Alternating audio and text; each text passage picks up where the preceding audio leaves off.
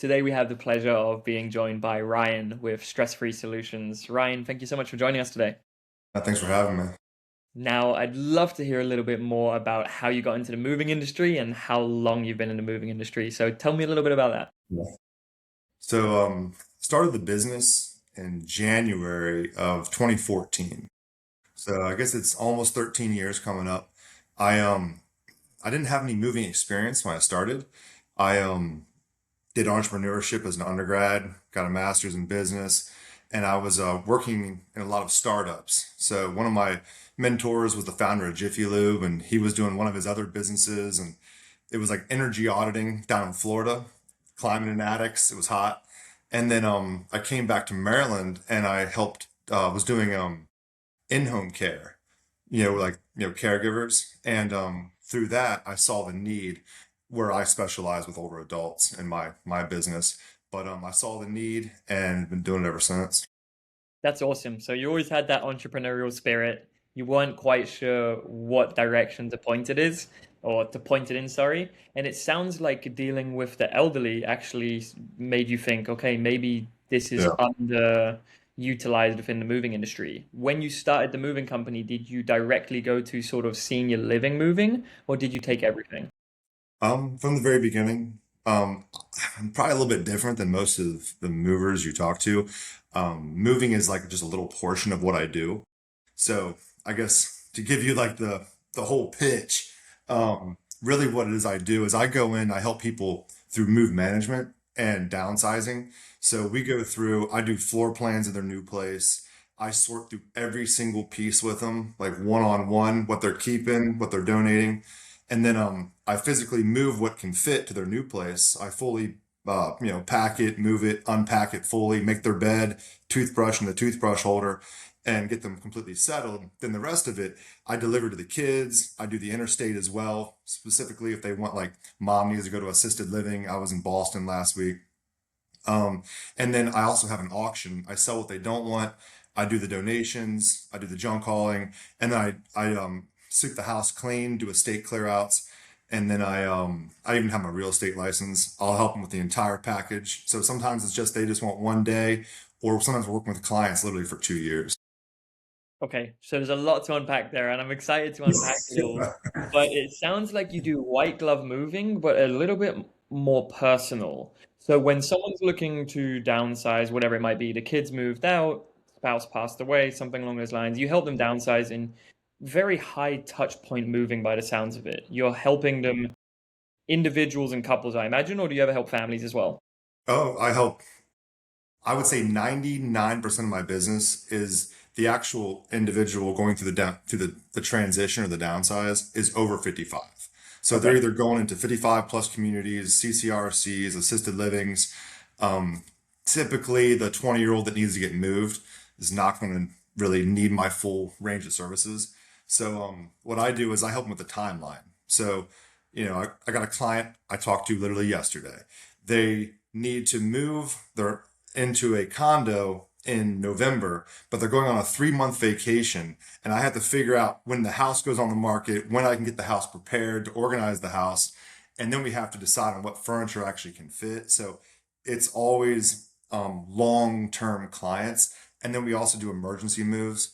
So it's, mom had a fall, she's coming out of rehab, and she's got to be moved on Friday. So we'll do those smaller moves, but a lot of what we do is like the full house where it's very emotional. So one thing I always say is like, they're crying on your shoulder and you're packing with this hand.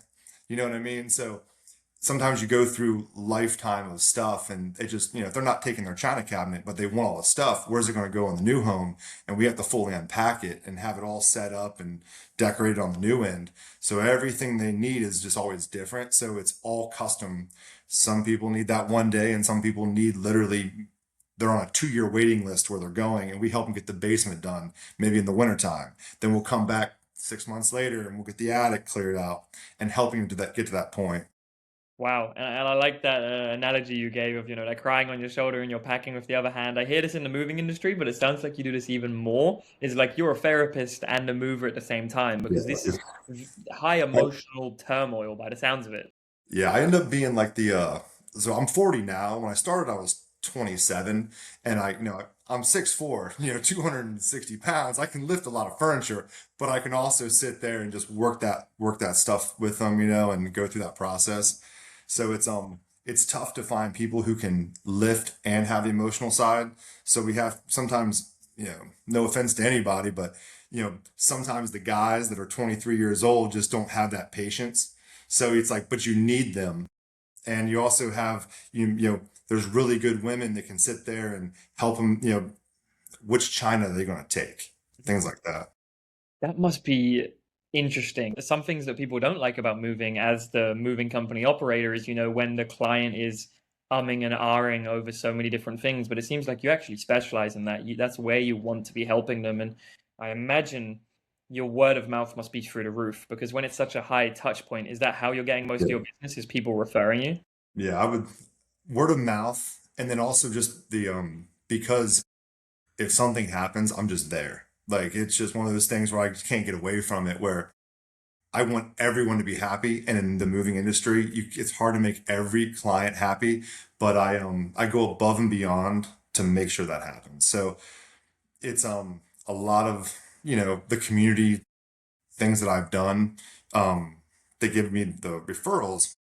I don't get hardly anything from like just you know random strangers, because for someone to come in, like I tell my employees, I said, like, the first day you go in, if someone came in right now today and started packing your closet, you don't trust that person. But a lot of our clients have dementia. They're in wheelchairs. They can't physically do it. You can't just start in. You have to build that relationship to then be touching their personal items. And it's just too emotional to be like, okay, we're coming in today. You've got 6 hours. Let's go. Everything is different. Every single client is different. And then sometimes we'll be halfway through a project and unfortunately the client will pass away. Then we're working with, no longer it's the power of attorney. It's going to be the personal representative of the estate. Then now it could be totally, we haven't even met that person. And now everything pivots and changes, and, everything is always different every day.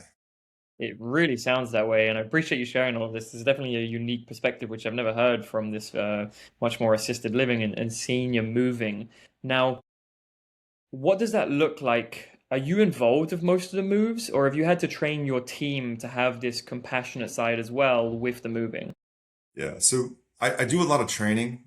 We've also had like, people come in for sensitivity training of understanding that, their day is probably worse, because they are stressful. They're going through a situation where they have been in their house for 40 years and injury or illness dictated this move. This is not something they wanted to do. So it's going through that process, and they have to give up sometimes 70% of their valuables and their emotional, connections to stuff, and go to like a one bedroom apartment. So it's all those little pieces, and then I get very involved with the planning. So even if I don't sell the job, I have to kind of go out there and see them on their level, sit at their kitchen table, and go, okay, what are we going to do over the next 3 months? Because there's steps that have to be in place. Are you going to have the house on the market, you know, after you move? Are you going to move before? Are we going to get you in? Or they might have signed a contract and have to be in 90 days, but they've got to go with a lifetime of stuff. And we do a lot of hoarding. So it's very tough for them to go through it. That was going to be my next question is I used to have my own moving company and we dealt with, hoarding clients. And Hmm. sometimes I had a situation once where, they moved from a three bedroom to a two bedroom and they didn't want to get rid of anything, like anything. So they put it in their garage outside. You must run into that time in, time out. It must be so difficult to navigate that. And that's probably Yeah. why you do it in more than one day a lot of the time, right? You split it up. Sometimes we'll see a client on site 15 times. There might be just one-on-one, someone that's just working on the kitchen. They're going from a large kitchen to literally like 5 drawers. So you have to make those decisions for what's going to fit. And then I like to use, you probably heard Ohio, only handle it once, where everything has a purpose and a place. So it has no purpose, it has no place going. And if it has no place, it has no purpose going. So it's the whole time. Now, there are clients that will just take everything and say, just jam it in there. But I always do the 28 inches because a lot of these times these people have walkers and they can't even, it's got to be safe. where I'm not going to bring a rug into an assisted living, and I have to make it feel like home, but be safe. And then the rest of it, because I don't do storage. I don't believe in storage. I'm, one of the type of people where it's like, in 6 months, you can literally buy everything brand new in a storage locker. But some people just can't let it go. So we try to find what is the best thing for what they, you know, if it's like, this is mom's, china cabinet. What do we do with it? Well, do the kids want it? No. The neighbor want it? Who wants it? And then I can try to sell it on my auction and they get a cut of the proceeds to at least try, and then in Habitat for Humanity will come to me after the auction, whatever didn't sell. So we try to like keep things out of the landfill as much as possible. That's great, and it seems in the moving industry, that's the problem. Is there's too much landfill, right? Like you've got your junk removal, or what some people might consider junk, but it sounds like you have a tiered system to it. Okay, first we're going to see if anyone in the family, then neighbors, then auction, like as a last result, and then donations, of course. Now, it sounds like this must also be quite rewarding because with each of these people, you're building quite a personal connection. Tell me a little bit about how you build all of those connections with your clients. I mean, I like people in the first place, and I have a soft spot for older adults. So that's really what the focus is. I have an employee right now. She's been with me for about 3 weeks. I actually worked with her family for over the past decade. And over the years, then she goes, "Hey, I've always said, hey, you were so good going with this stuff with your mom. If you ever need a job, you got a job." So she reached out about a month ago, and I was like, "You're hired off right at the spot." And you get this relationship with people, and you're like, they call me on my cell phone and be like, "Hey," and like, or I'll go see them, and I'm just there for 30 minutes having a conversation. Maybe they haven't had someone talk to them in a long time, so I just end up being is kind of there for them as much as I possibly can.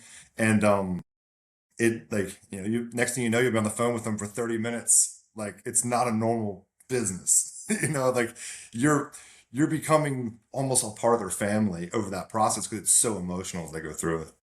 Can only imagine. And that's the interesting thing too. You said you've been in business since 2014.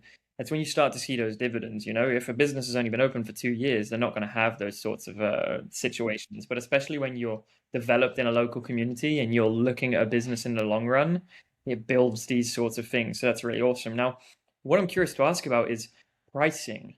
How do you charge for this? Because the traditional moving company is either going to go flat rate or they're going to go hourly. There might be some different things. How do you navigate that? So that's the secret. That took me a long time to figure out. I started with just a spreadsheet, and I've gone through every single possibility of what it could be. Where you know as a mover, you know that if I got to pack that china cabinet, I just use a china cabinet example. If I got to pack it, I could probably pack it in an hour. Just knock it out, pack it. But if we have to go through every single thing and hear the story, that might be that might be 4 hours.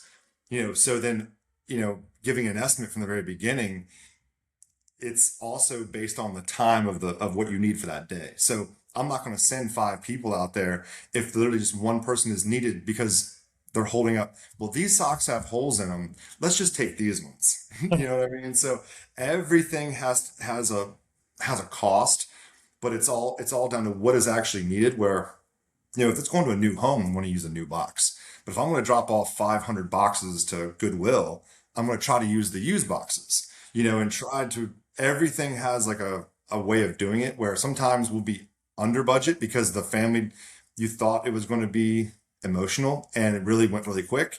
And other times, we get in day one where I'm like, okay, we're going to get all this stuff out today because you don't want it. And then right away they have an emotional breakdown. They find their grandmother's bear and we have to stop for the day. So you don't want to have 5 people over top of the lady, making decisions and wasting her time. So everything is kind of done on this grand scale of when they need it. And then we do a lot of what we call soft moves where we'll bring the furniture over, but we won't bring them over with their bed yet. So we can get a time to unpack it. So they're not just what we call box mountain when it's like, well, their furniture is there and now they can't even move inside this apartment and they literally have mobility issues already. So there's always just, it's a very, it's been a journey to even get that correctly. And that's something I probably wouldn't share because that is something that took me a long time to figure it out.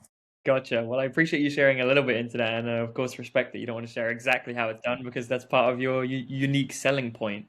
Now, I imagine you must have such a specific skill set because I talk with movers day in, day out, but like if you disappeared tomorrow, the business would probably struggle. Now, that specific skill set, you mentioned in 2014 you saw a gap in the market. It seems like you very much filled that gap in the market. Now, I'm sure you do still have people reaching out to you for traditional moves. What's the split between this much more high touch, white glove seniors moving versus traditional residential moving? So we don't do a lot of traditional moving just because we stay busy helping people in those times of need. But we still do them. I've got guys on the crew that they don't really like the touch, the emotional side. They just want to move. So then you have to kind of navigate that where it's like put those three guys on that move because it'll get done. You know what I mean? But if someone's literally just gonna cry, is crying all day, it's very emotional and it's hard to go through that with them. So it's you have to kind of juggle your staff as well. Where like that person, if like we go out and their personalities don't match, like the employee to the client, we will, try to find someone else that maybe someone is just different of going through that particular person. So it's always playing this game throughout that process because it's not moving industry is usually, oh, I'm moving on the 27th. No. That's not what we do. So we might be with them for weeks, going through this stuff. I got to go out and measure it and do the floor plan because I can't just take all this furniture and just see if it fits on that day because I know it's not going to fit. So there's always something different to do. If I was gone tomorrow, it would be probably tough for him. But I got one guy who's been with me for over 10 years. Um, he knows it pretty well. And there's also another guy, like the operations guy, who I've physically sat in the car with him and just downloaded what I know. It'd be nice if you could just grab a microchip and, just sort of copy and Yeah, paste. yeah, for sure. Now I can tell it sounds like you really enjoy the puzzle element of it. A lot of people, it'd be a logistical headache, and you said this earlier yourself, you're a people person. Do you enjoy this day in, day out, getting to deal with different clients and really helping them in a material way? It seems like you do. Yeah. So as an entrepreneur, I like the startup. So I'm always involved in other startups and things because that's just what really I like. So after 12 years, it's more of the HR that's hard for me, where it's like no one wakes me up in the morning and says you got to get to work. So when someone doesn't show up for work, I'm like, that just doesn't compute in my mind. Like, why are you not coming to work? Like, I don't care, like so that's the hardest part for me is getting it to where we're at now and being like the littlest thing, like, oh man, that little piece of glass broke. I'm gonna go get it fixed and personally drop it off. Like that's the hardest thing for me is pushing it aside to be like, yeah, someone else could drop it off, but I want to make sure I go there and give them that, that It sounds touch. like you really enjoy that startup phase of things, and it's difficult to sometimes disconnect yourself from that I mean, business. let's get real here. I mean, I have no hair at 40. I mean, it's I There's pick all the stress-free solutions, so I take all the stress, off of the client and put it on myself. So logistically, I can solve a problem logistically very quickly. It's the you know, it's just when I got a 2-year-old and a 4-year-old as well. Going to go to the carnival later tonight. So trying to balance all of what that is, and I'm usually, if someone calls me at 2 in the morning, I'm probably going to answer.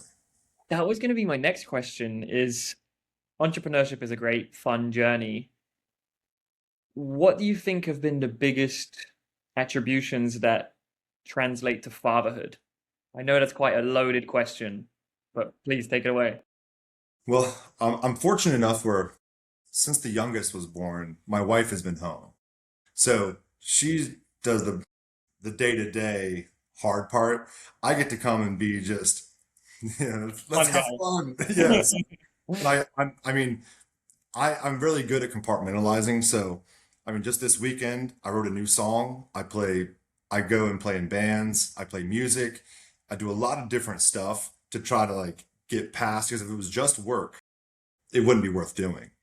So I do a lot of different things. So with, having the kids, it's almost like not a distraction from all that, but I can completely put that aside and be like, okay, now we're going to have fun because, before that it was just 7 days a week, every day, just work. And now it's the ability to like, we're going to go to the carnival, we're going to ride rides, this will be awesome. So there's things like that too.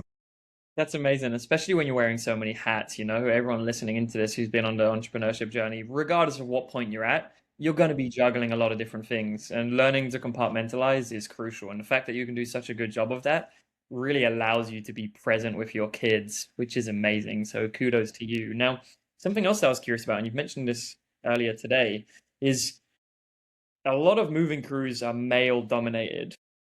You've said yourself that sometimes you actually prefer to hire women because they have more of that EQ. What does your split look like on your crew between guys or men and women? Um, so if I'm sending out a crew and I'm like, okay, I know there's stuff heavy, and I know that there's also those touch points. I might send out a truck and a van, and it might be two guys and two women, or three guys and a woman, depending on, or I'll just send out, two women, depending on what it is. And I have also guys who can do it like I can with the patience for that. Where so it's you kind of find what each employee is good at and their capacity for patience, and then put them in that right spot. That's So it all amazing. depends on what that day may be. Awesome. I'm sure that takes a lot of scheduling and all of that fun stuff. Now, I'm curious as well on the auction side of things. I am not familiar with auctioning to the least. What does that look like? Like, do you have an in-person auction? Do you do it online? Do you have a storage that you store everything before it goes on auction? What's the frequency? Loaded So question again. because since I've started, I've always done the downsizing piece.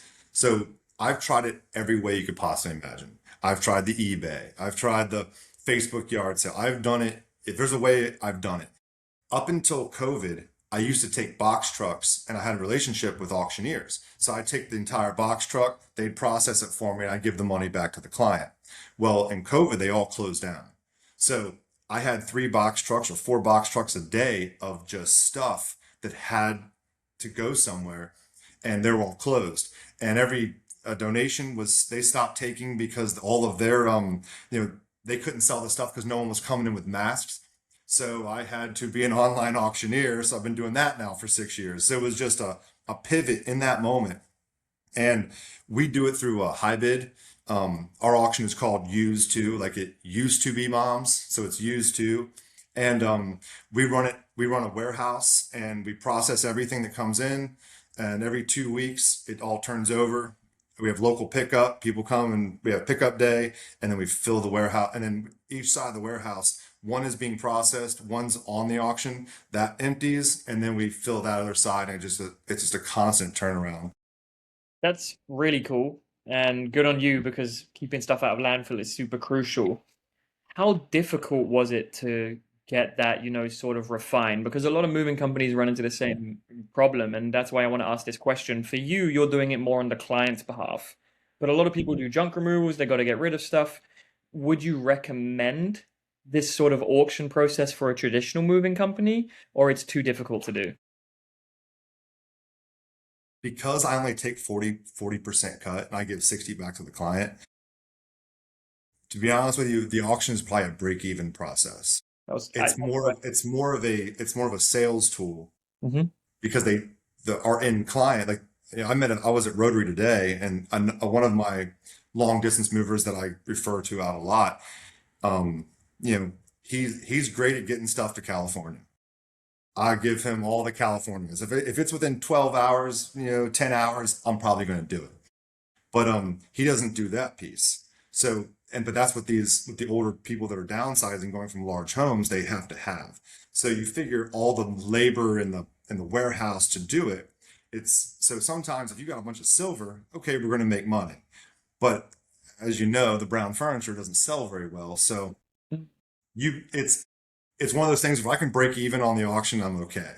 It's because I've lost tons of money selling stuff, trying to meet someone in a Walmart parking lot because I have a dresser and they don't show up, and I'm just like, this is ridiculous, What So am I doing with my time? yeah, so the auction turnaround is really great because we have so much volume that has to be dispersed because the kids don't take that much.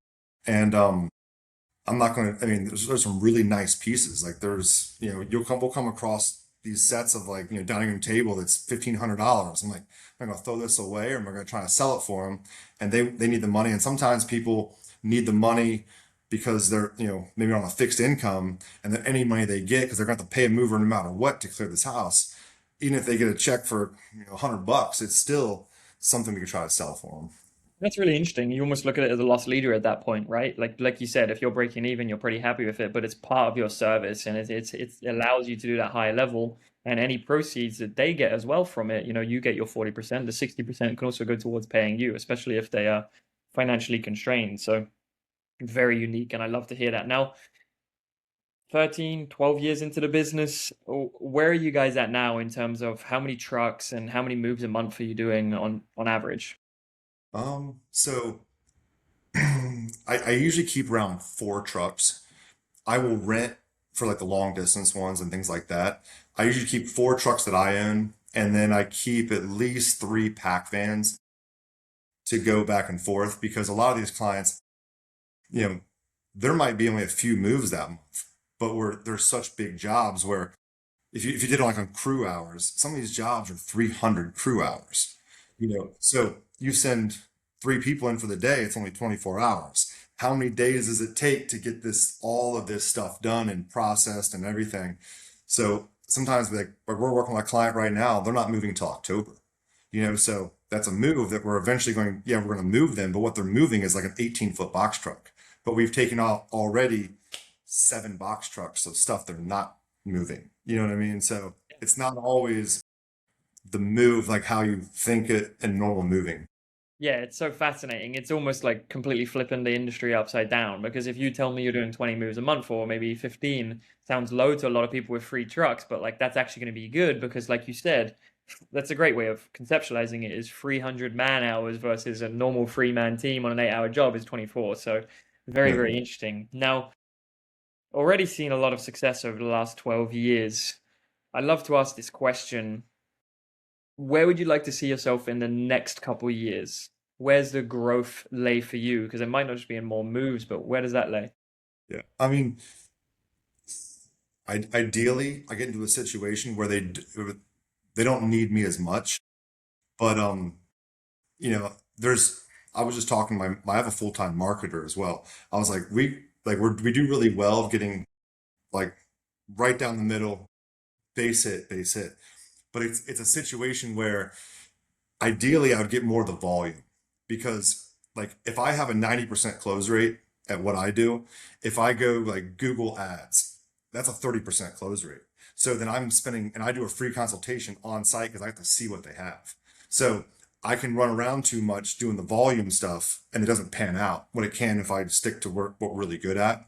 So I'd like to be able to grow it where I have a base of the volume of like, oh yeah, we do the regular moves and can do that, but it's tough to just turn on that, because like I know like the county that I'm in, there's 4,773 homes that people have lived in over 30 years.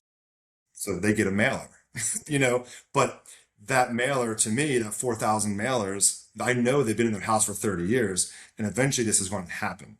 But if I just send out mailers to every house that goes on the market, I'm going to be doing a lot of lost leads. So it's like, I'd like to have a base that is not I'm not on that, roller coaster where, oh, it's Christmas. We're going to lose money. It's the winter time and be able to get it kind of more a steady flat, like a base to that. So it just the stress of, oh, what are we going to do today? If there's nothing going on that day compared to, oh my goodness, how are we going to be able to, how are we going to get all this done this week? And that's interesting. And that's something which even traditional moving companies deal with is that seasonality. And it sounds like Yeah. for you, you want to sort of stabilize that a little bit, have your normal traditional moves still take up a percentage and be very consistent and healthy and good, but then do your more personal high touch moves at the frequency that Yeah. I allows you to mean, do that. the winter time is good for us just because people, do need to go to assisted livings throughout the whole year, but it's not enough to like double the business that year. You know what I mean? So you still have to when it's when the sun's shining, you still have to cut hay, no matter what. Now, you mentioned you had a marketer. What kind of marketing are you doing? You said mailers, which I love to hear about that. Mailers, of course, tried and tested. When they're done right, they work. And I was curious about that too, because it's very specific demographic and market that you're looking to market to, at least for that senior living moving. But what kind of marketing are you doing to bring in moves aside from mailers? We do a lot of focused relationship building marketing with the key people who they might meet 10 families a day. So they see 10 families a day, and the families are going, we got to move mom in the next month.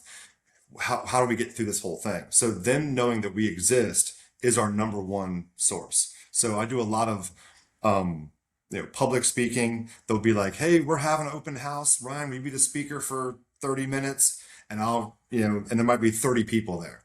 That's where I get most of my marketing from because just because you solve stress-free solutions, you don't trust, you're not going to call them with your most precious, move ever, the downsize, unless you have either someone said they did a good job or someone said, here, call them. So it's still to this day, our best marketing is the relationship marketing within the communities. I love that, and I think that's something which is underutilized a lot with modern day moving companies, all the moving companies out here. Don't get me wrong, there is a lot of need for digital marketing, your digital presence, all of that stuff. But don't forget about the boots on the ground, shaking hands and kissing babies. And it sounds like you do a lot of that by the sounds of it. For sure. Now, this is interesting. So you said you're public speaking at open houses, getting connections with local businesses, whether that be realtors or something else similar. Is there anything else, boots on the ground, that you find is really effective for this hyper targeted type of moving that you do? The sign spinning, I'm just kidding. I'm just kidding. Just kidding. No, it what we do is so unique and special that it's like, even if I go on like, if I go to my Google Analytics and I say, what was our number one search? It's still going to be movers in our county. And I'm like, like, yeah, moving is one fifth of what we do. It's everything else. And people still, like, I've been teaching this community for 12 years what it is that I can do for them. And they're like, I wish you were around 5 years when we had to do this for my mom. I'm like, I was, you just didn't know how to find me. And that's my biggest problem that I come across is getting the message across when someone's just going on Facebook or whatever they may be doing, understanding that it's reputable, it's trustworthy, and oh my goodness, they can help me with it all. I think that comes down at the end of the day a lot to brand, right? Whether that be social media brand, website brand, in-person brand, and you've nailed that in-person branding. You know, people look at you, they see Ryan, they say, okay, stress-free solutions, he's going to take care of all of this. I kind of want to see a video of you doing some spinning signs and getting that up on your social media. You know, it Right. builds that interpersonal relationship. But Yeah. that's really, really awesome. Now, I know your kids are still very young, 2 and 4 years old. Is this a business that you want to stick around with for the rest of your life and pass it on to them? Would you ever consider selling? What does all of that fun stuff look like? Um, so the ultimate dream is to be a serial entrepreneur. I mean, that's like so like I do the side business. I also the real estate stuff. I do I mean, you name it, I'm involved somewhere or another with a lot of different things. Awesome. Um I don't know.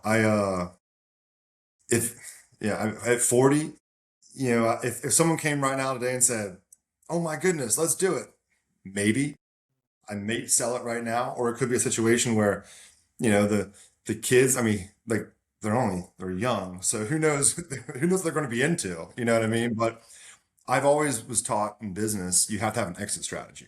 So I've always been prepared for the exit strategy. So and that changes daily. Like, when every 3 years the lease comes up for the warehouse. I'd like to buy a warehouse. Then wouldn't just be, thousands of dollars going out every month. But I'm always strategizing and looking at different things of what I can do. Um, can't get rich on SpaceX. So That's very funny. But serial entrepreneurship seems like something you've been doing for a while, and I love that. And you said yourself, you enjoy that startup phase. I'm sure you enjoy the challenges, of a new business and all of this sort of fun stuff. One thing you mentioned at the beginning that I'd love to touch on before I let you go. I know you've got the carnival for kids, which is, of course, more important than any business can be. But mentorship. Mhm. I think it's crucial. I think it's undervalued in today's society. When was your first mentor? I'd love to start there. And how did you realize mentors are important? So when I said the founder of Jiffy Lube, Jim Hyman, I was out of school, like before I got my master's, and someone introduced me to him as his personal assistant, and I just started working for him, and he would call it business boot camp, like Marine style, and it was 16-hour days, 6 days a week, and then only 8 hours on Sunday, and I just got I just it was the hard knocks business, old school type of business person that like, so I was just used to just working and working and working, and all those little values that you got throughout it I'm just still used today.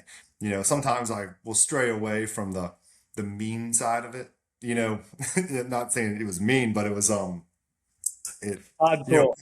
pound the desk kind of leadership. Mhm. But so it's one of those things where I think it's very important, and even having always looking for that, because now the world's changing so fast. You have to There are people that know a lot more than I do or you do or anybody, but they have special niches, so you try to like always be learning, and then you can utilize so many different things. So I mean, I'll just hear something like randomly on the news, look it up, and be like, okay, I'm learning from that person.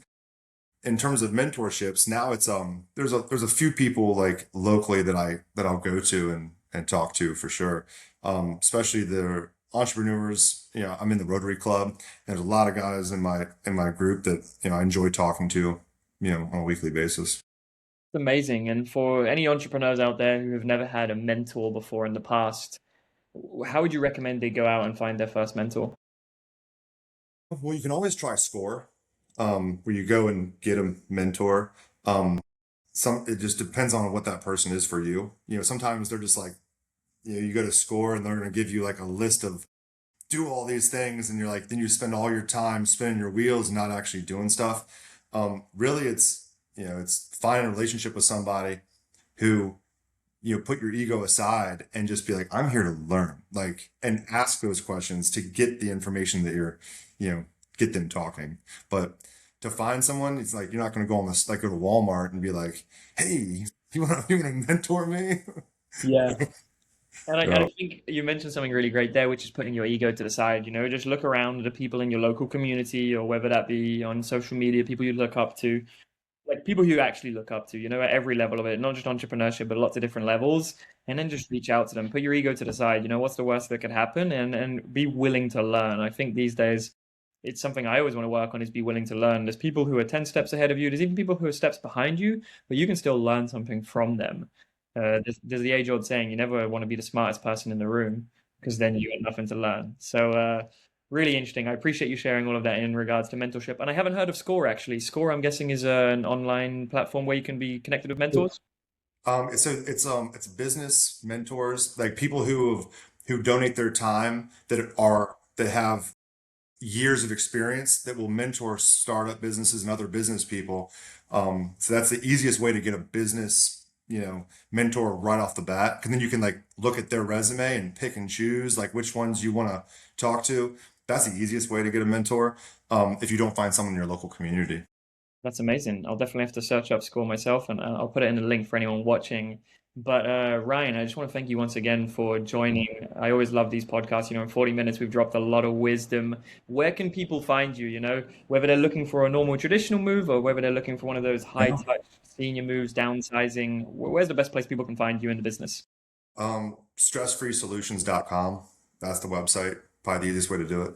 Awesome. Then I will go ahead and link that in the YouTube, Spotify, and Apple podcasts. If anyone's looking to reach out to Ryan, you can tell he does a really phenomenal job.